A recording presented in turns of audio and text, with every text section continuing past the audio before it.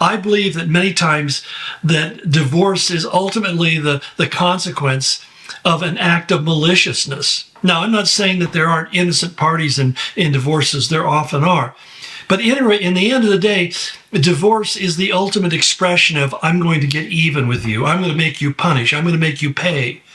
And it's acting out on a resentment that has become bitterness, and bitterness now has become expressed by doing something like, I'm going to divorce you.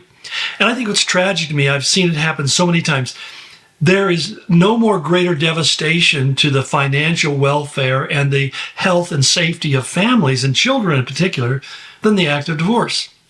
And again, I know that there are some of you who have gone through that and there was nothing you could do about it, or if it was, you recognize how wrong it was for you to do it. I don't mean to heap on the guilt, but basically I see many families that have become impoverished because of things like divorce. And it's amazing the amount of money that is wasted funding lawyers and the legal system.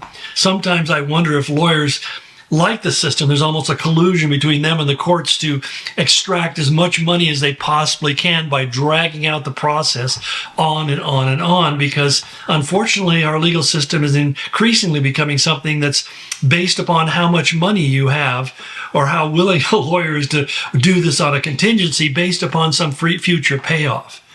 It leads to a corruption of the system. But in the end, who are the ones that are really victimized?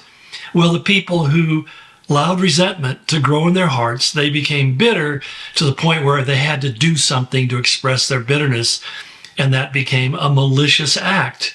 Whether it becomes a physical striking of somebody or walking out of a job or walking out of a church or walking out of a marriage, I'll show them and I'll do this, and you know, all this kind of childishness, okay, put it that way, that in the end, what happens is that you're the one who will pay the price for that.